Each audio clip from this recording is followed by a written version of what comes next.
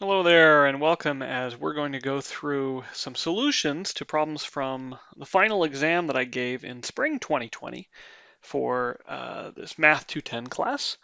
And this first problem from the exam is looking at a differential equation which we're told is not separable.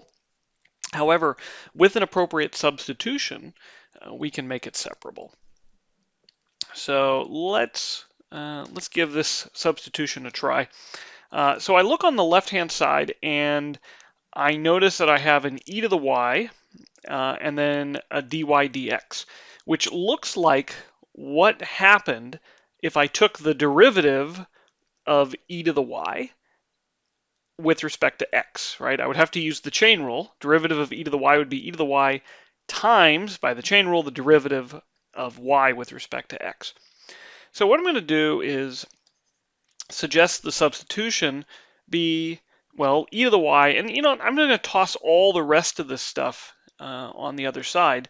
So I'll have plus x minus 4, so that if I take the derivative with respect to x, I will get e to the y dy dx. And then the other bit, well, the derivative of x is 1, and the derivative of negative 4 is 0.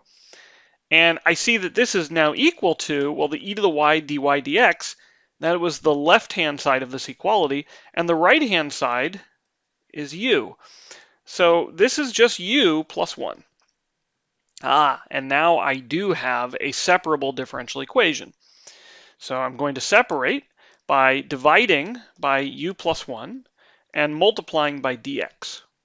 So when I divide by u plus 1, multiply by dx, I'll get du over u plus 1 equals dx.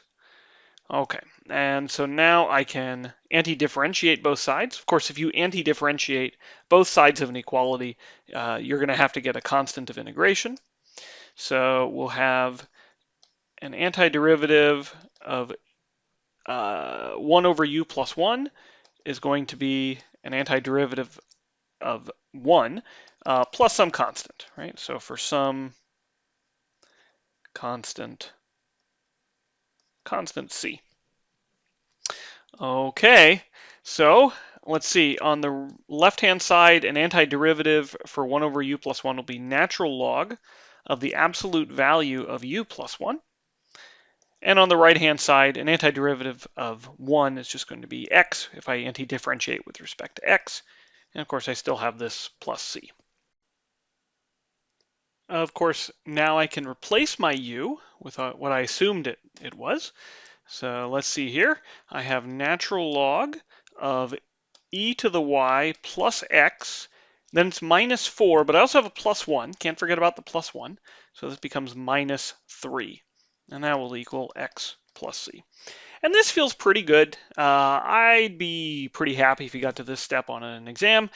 Some people, though, really want to solve for y, and in this case, I suspect we can. So let's give it a try. So if I exponentiate both sides, I can get rid of that natural log on the left. And I'll have the absolute value of e to the y plus x minus 3 is equal to e to the x plus c. Of course, using exponent laws, I know this is e to the x times e to the c. And this e to the c is some constant, right? It'll actually even be a positive constant. Let me call it a. And I know now that a is some positive number. Okay, well, I don't want these absolute values here, but I mean, it might be the case that something is negative. But what I could do is drop the absolute values on the left and absorb a plus or minus into this a on the right. So instead of assuming a is necessarily positive, maybe it could be negative as well. The only thing I guess it won't be is 0. So we would have e to the y plus x minus 3 equals a times e to the x, where a is any real number which is, well, not 0. All right, well, let's see. Let's try to isolate e to the y. So I'll subtract x, and I will add 3 to both sides.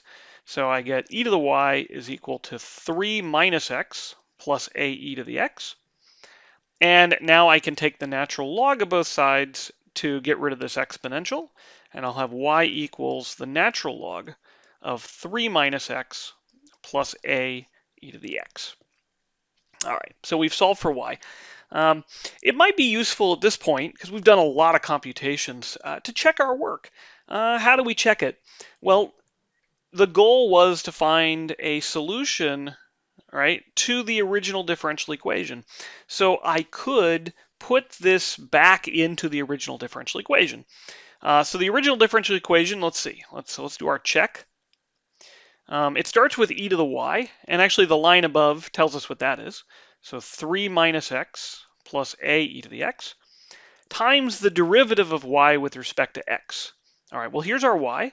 So the derivative, well, it's a log, so it'll be 1 over the input. So let's see. So over the input is, 3 minus x plus a e to the x. Hey, those are going to cancel. But then I have to use the chain rule and multiply by the derivative of the input. So I'll get negative 1 plus a e to the x.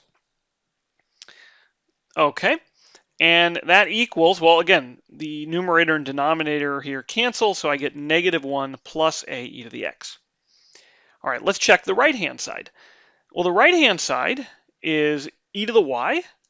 So let's write this, e to the y plus x minus 4. What does that equal to? Well, e to the y we already know is 3 minus x plus a e to the x. And then we have plus x and minus 4. Okay, well, let's see. The minus x and the x cancel. And the 3 and the negative 4 turn into a negative 1. So I get negative 1 plus a e to the x. And hey, these two guys are equal. So the left and right-hand side are the same. We really did find a solution, right? In fact, this is a family because, well, we have this constant a, right, which can range over all at least non-zero real numbers. All right, have fun with this. Take care now.